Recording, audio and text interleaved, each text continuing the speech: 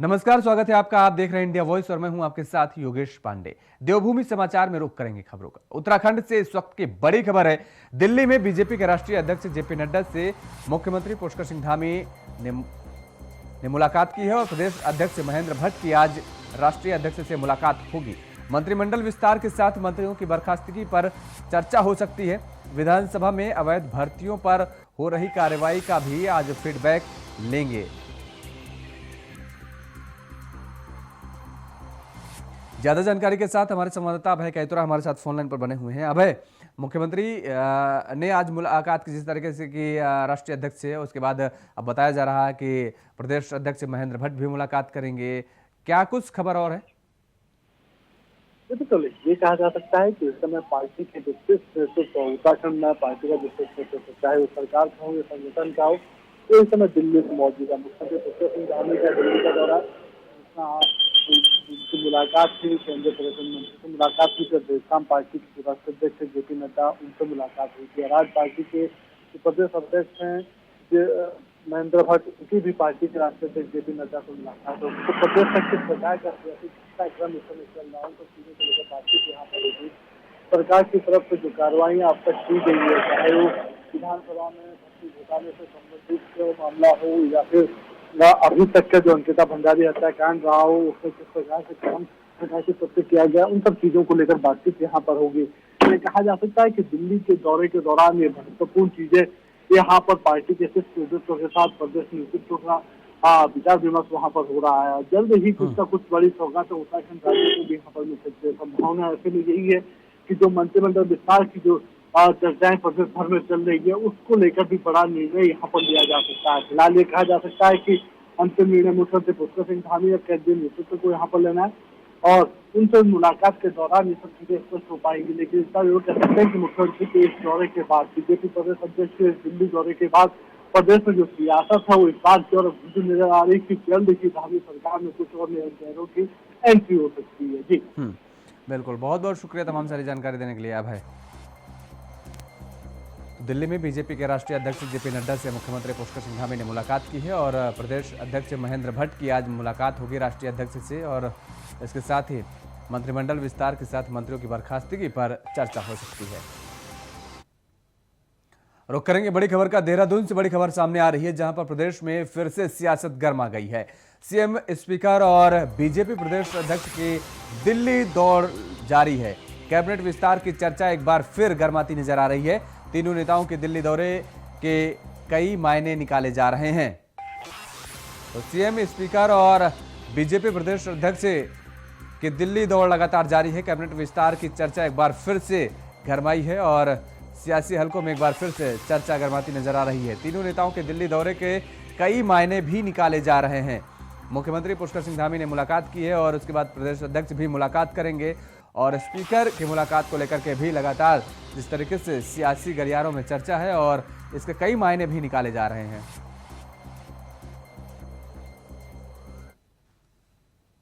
वहीं अंकिता के परिजनों को आर्थिक मदद दी जाएगी। बड़ी खबर उत्तराखंड से आपको बता दें, 25 लाख की आर्थिक सहायता करेगी धामी सरकार। मुख्यमंत्री पुष्कर सिंह धामी ने निर्देश दिए हैं, अपराधियों को दिलाई जाएगी कठोरतम सजा, त्वरित न्याय के लिए फास्ट ट्रैक कोर्ट में सुनवाई। ये बड़ी खबर है। आपको बता दें कि अंकिता के परिजनों को आर्थिक सहायता दी जाएगी और 25 लाख रुपए की आर्थिक सहायता दी जाएगी। पुष्कर सिंह धामी सरकार की तरफ से ये निर्देश दिए गए हैं। अभय कैतुरा हमारे साथ बने हुए हैं ज्यादा जानकारी के साथ। अभय, ये एक बड़ी राहत मानी जा सकती है कि अंकिता के परिजनों को जिस तरीके से राहत राशि देने का ऐलान किया है सीएम धामी ने।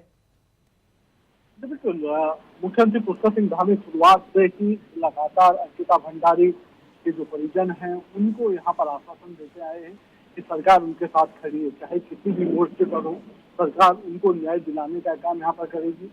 उनके परिवार को आर्थिक सहायता देने का काम जो वायदा मुख्यमंत्री पुष्कर सिंह धामी ने किया था, उसके लिए आज अधिकारियों को निर्देशित यहाँ पर किया जा चुका है। 25 लाख रुपए अंकिता भंडारी के परिजनों को देने की निर्देश यहाँ पर मुख्यमंत्री पुष्कर सिंह धामी के द्वारा किए गए हैं। साथ ही परिजनों को ये भरोसा दिलाया गया है कि जो आरोपी हैं इस पूरे मामले में, जो आरोपी हैं उनको कठोरतम सजा दी जाएगी। पूरा मामला फास्ट ट्रैक कोर्ट में चलाने की जो कार्रवाई है वो सरकार की तरफ से यहाँ पर की जा रही है। जैसे ही इसमें न्यायालय का अनुमति मिल जाती है तो फिर ये कहा जा सकता है कि फास्ट ट्रैक कोर्ट में इस मामले की सुनवाई होगी और फिर हर आरोपी को यहाँ पर कड़ी से कड़ी सजा देने का काम किया जाएगा। सीधे तौर पर ये कहें तो मुख्यमंत्री पुष्कर सिंह धामी लगातार इस पूरे मामले पर नजर बनाए हुए हैं और इस पूरे मामले की जो जांच हो SIT की जो इस मामले के लिए गठित की गई है जांच के लिए, उस SIT से लगातार वो यहाँ पर संवाद कर रहे हैं, उसकी पूरी निगरानी यहाँ पर कर रहे हैं और जैसे ही कुछ बड़े मामले सामने आएंगे, बड़े तथ्य सामने आएंगे, उन सब चीजों का खुलासा कर दिया जाएगा। लेकिन इतना जरूर कहा जा सकता है कि राज्य सरकार इस समय अंकिता भंडारी के परिजनों के साथ खड़ी है और परिवार की आर्थिक स्थिति को देखते हुए सरकार ने निर्णय लिया है कि उनके परिवार के यहाँ पर मदद की जाएगी और उसी के तौर पर 25 लाख रुपए आर्थिक सहायता देने के निर्देश मुख्यमंत्री की तरफ से दिए गए हैं। जी बिल्कुल अभय, लेकिन अब जिस तरीके से इस पूरे मामले को लेकर के नए नए खुलासे हो रहे हैं, अब एक सामने और एक लड़की आई है, उसने भी तमाम सारे आरोप लगाए हैं। ये माना जा सकता है कि वहां पर जिस तरीके से जो कार्यप्रणाली थी उस रिजॉर्ट के अंदर की जो चलती थी वो बेहद ही संवेदनशील थी। देखो, मामले की जिस प्रकार से गहन से जांच यहाँ पर की जा रही है, सबसे बड़ी बात यह है कि लगातार कोशिश SIT के द्वारा ये की जा रही है कि हर हादसे को यहाँ पर जल्द से जल्द जुटा लिया जाए और जिस प्रकार से अब इस पूरे प्रकरण में परत दर परत मामले उजागर हो रहे हैं तो उससे कहा जा सकता है कि SIT उन सब चीजों को बारीकी से उन सब चीजों को परख रही है, उनकी जांच यहाँ पर कर रही है और जल्द ही SIT के द्वारा अपनी रिपोर्ट यहाँ पर दे दी जाएगी।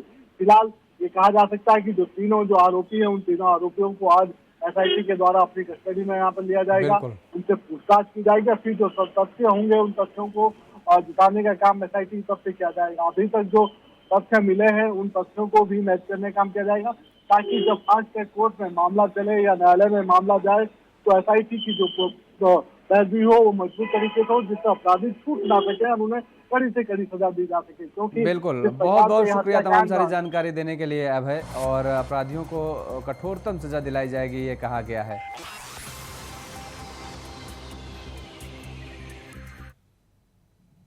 और अंकिता हत्याकांड में कार्रवाई की मांग पर कांग्रेस का उपवास। गांधी पार्क में कांग्रेस के तमाम नेता आज उपवास रखेंगे। अंकिता हत्याकांड पर कांग्रेस कर रही है CBI जांच की मांग। अध्यक्ष, पूर्व अध्यक्ष समेत कई बड़े नेता आज उपवास करेंगे। तो बड़ी खबर है उत्तराखंड से। अंकिता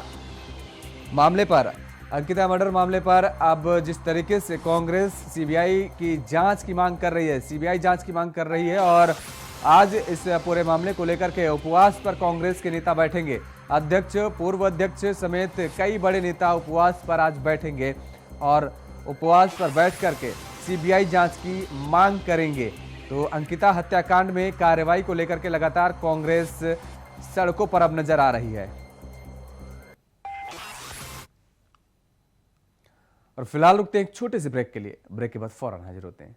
ब्रेक के बाद एक बार फिर आप सभी का स्वागत है। खबरों में आगे बढ़ेंगे। मसूरी में अंकिता भंडारी हत्याकांड को लेकर लगातार आक्रोश है और जिसको लेकर कई संगठनों ने कैंडल मार्च पर अंकिता भंडारी के कातिलों को फांसी की सजा देने के साथ अंकिता भंडारी के परिवार को सरकार से आर्थिक मदद और एक व्यक्ति को नौकरी देने की मांग की है। तो मसूरी में कैंडल मार्च निकाला गया और इस दौरान अंकिता को इंसाफ दिलाने की मांग की गई, आर्थिक मदद और नौकरी की भी मांग की गई।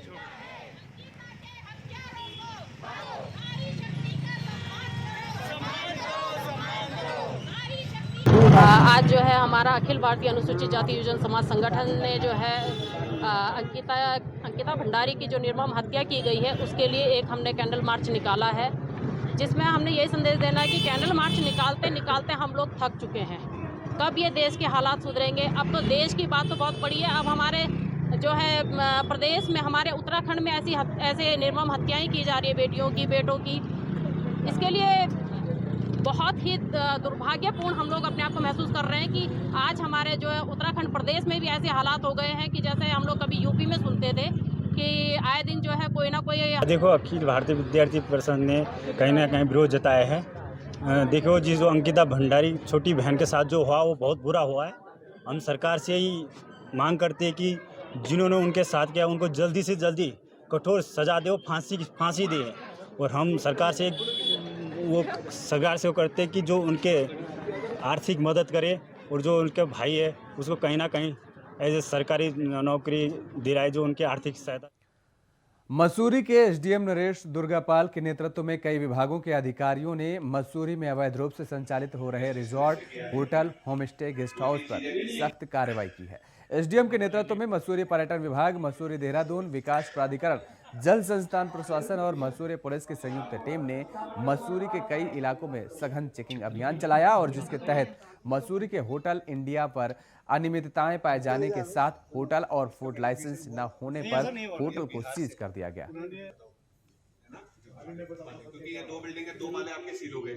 Hotel, resort, home stay, spa, ये सब गतिविधियां जो राज्य में चल रही हैं वो कानूनी रूप से ठीक तरीके से चलें, वो कानून का पालन करें, इलीगल तरीके से कोई एक्टिविटी संचालित करने की कोशिश ना करें और ना ऐसा कोई निर्माण करें या कोई ऐसी कार्रवाई करें जो कानून के खिलाफ हो। इसके लिए एक कमेटी बनी है डिस्ट्रिक्ट लेवल पे, जिला मजिस्ट्रेट महोदय ने बनाई है। उसमें डिफरेंट डिपार्टमेंट के लोग हैं, उनको लेकर के आज हमने सारे होटल मसूरी के या उनके ओनर वहाँ पे नहीं रहते थे और कोई केयर टेकर उनको चला रहा था, तो इमीडिएटली उनके ऊपर पेनल्टी लगाते हुए उनके लाइसेंस जो है तीनों के तीनों हमारे द्वारा निरस्त कर दिए गए हैं। उसके साथ साथ होटलों पे भी विधिवत जांच की गई। कई होटल जो है बिना रजिस्ट्रेशन के चल रहे थे और लेकिन जिनके पास सराय एक्ट था तो उनके ऊपर मात्र पेनल्टी लगा के ही उनको अगले 48 घंटे के अंदर पर्यटन विभाग का पंजीकरण प्राप्त करने हेतु निर्देशित कर दिया गया है।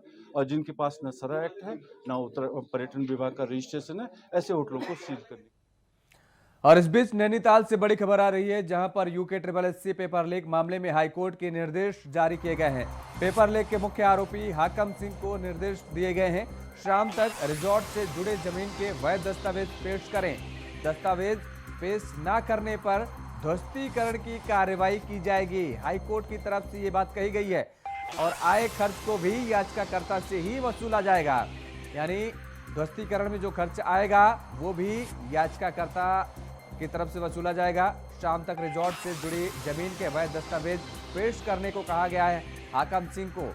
यूके पेपर लीक मामले से बड़ी खबर आपको बता दें कि दस्तावेज पेश न करने पर ध्वस्तीकरण की कार्रवाई की जाएगी। ज्यादा जानकारी के साथ हमारे संवाददाता अभय कैतुरा हमारे साथ फोन लाइन पर बने हुए हैं। अभय, ये कहा जा सकता है कि हाकम सिंह पर लगातार शिकंजा कसता ही चला जा रहा है?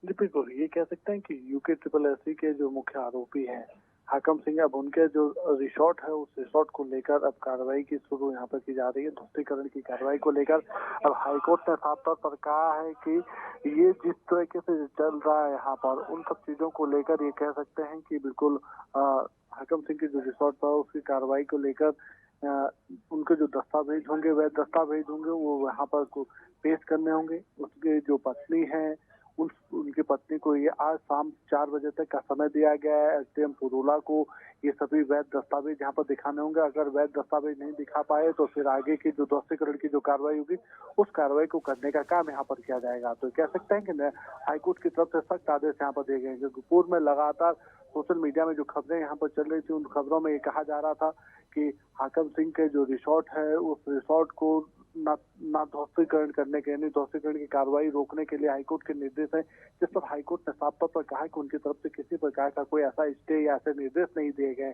इसीलिए अब हाईकोर्ट ने इस मामले पर त्वरित संज्ञान लेते हुए साफ तौर पर कहा कि जो वैध दस्तावेज है वैध दस्तावेज दिखाने होंगे। अगर वैध दस्तावेज सही पाए जाते हैं तो फिर उनके रिसोर्ट पर किसी प्रकार की कार्रवाई नहीं होगी, लेकिन अगर वैध दस्तावेज नहीं होते हैं तो फिर उनके जो ये रिसोर्ट बनाया गया है, जो सांकरी यानी उत्तरकाशी जनपद के सीमांत क्षेत्र में बनाया गया है, उस पर भी ध्वस्तीकरण की कार्रवाई होगी। तो कह सकते हैं कि हाकम सिंह की जो मुश्किल है वो एक के बाद एक बढ़ती हुई नजर आ रही है। जी बिल्कुल अभय, ये ध्वस्तीकरण की जो कार्रवाई होगी इस पर जो खर्चा आएगा वो याचिकाकर्ता से वसूला जाएगा या फिर हाकम सिंह से वसूला जाएगा?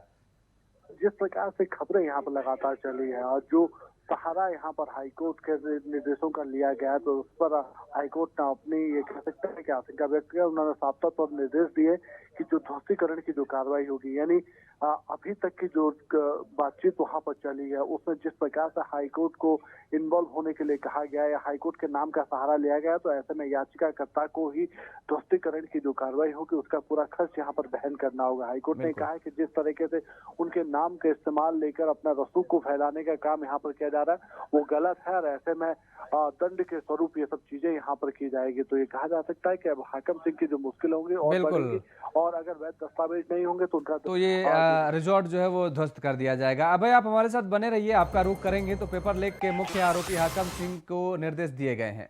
और देहरादून से बड़ी खबर है, जहां पर वन विभाग से आज की बड़ी खबर है, 39 वन आरक्षियों के हुए प्रमोशन।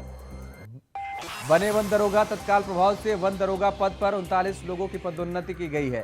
तो वन विभाग से जुड़ी ये बड़ी खबर है, 39 वन आरक्षियों के प्रमोशन हुए हैं, जो कि अब वन दरोगा बनाए गए हैं। ये 39 वन आरक्षी तत्काल प्रभाव से वन दरोगा पद पर 39 लोगों की पदोन्नति कर दी गई है।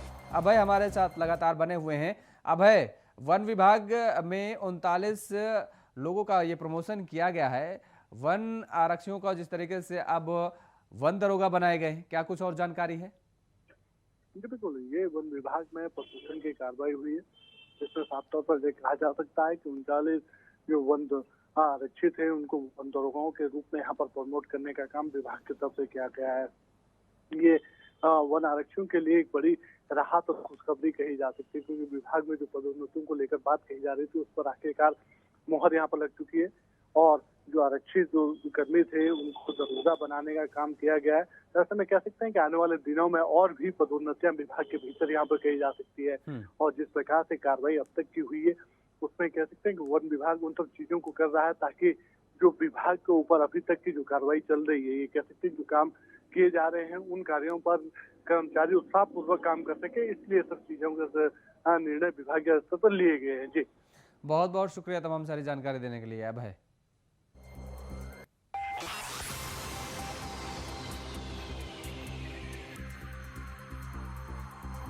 तो 39 वन आरक्षियों को प्रमोशन दिया गया है, वन दरोगा अब इन्हें बनाया गया है। वित्त मंत्री प्रेमचंद्र अग्रवाल को लेकर एक और विवाद सामने आया है। प्रेमचंद्र अग्रवाल के पीआरओ ने रुद्रप्रयाग के डीएम को पत्र लिखा है। केदारनाथ धाम के लिए वीआईपी चिट्ठी लिखी गई है। सीएम धामी ने वीआईपी दर्शन करने पर लगाई थी रोक, सोशल मीडिया पर वायरल हो रही है अब चिट्ठी। तो प्रेमचंद्र अग्रवाल का एक और कारनामा सामने आया है। दरअसल प्रेमचंद्र अग्रवाल के पीआरओ ने यह पत्र लिखा है और वीआईपी दर्शन कराने का जिक्र किया गया है। केदारनाथ धाम के लिए वीआईपी चिट्ठी लिखी गई है। तो सीएम धामी ने वीआईपी दर्शन करने पर रोक लगाई थी और बावजूद इसके प्रेमचंद्र अग्रवाल के पीआरओ ने यह पत्र लिखा। जिलाधिकारी को पत्र लिखा गया है और अब यह पत्र सोशल मीडिया पर खूब वायरल हो रहा है। वित्त मंत्री प्रेमचंद्र अग्रवाल को लेकर एक और विवाद अब सामने आ गया है।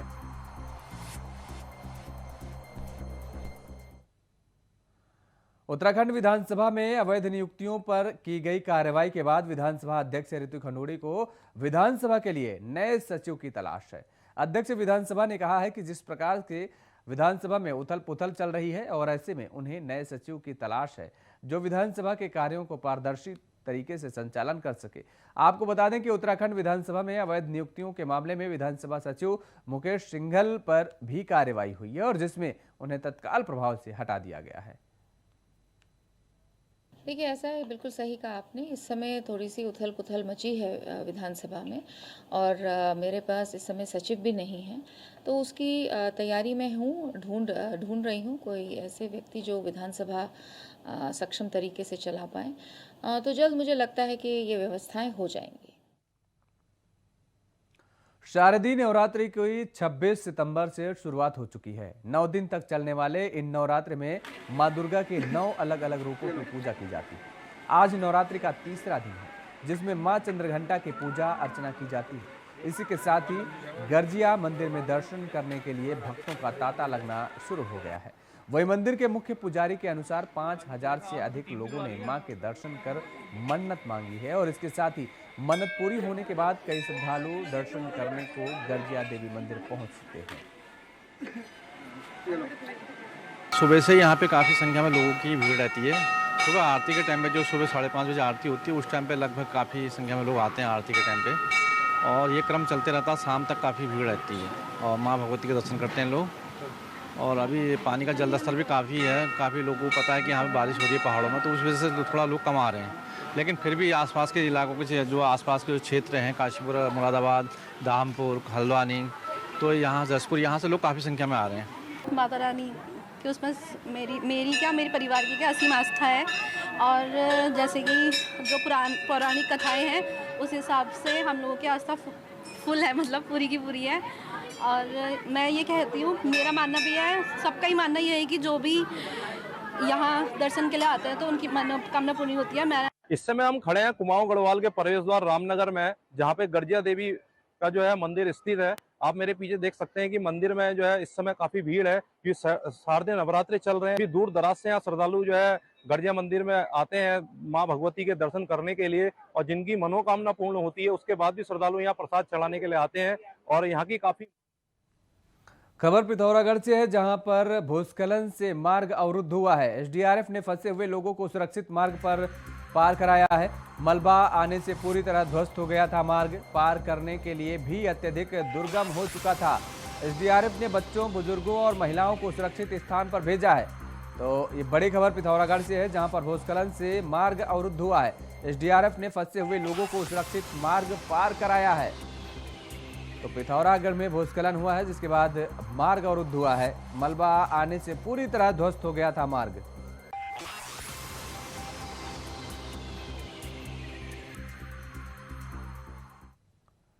देवभूमि समाचार में फिलहाल इतना ही। खबरों के लिए आप देखते रहिए इंडिया वॉइस। नमस्कार।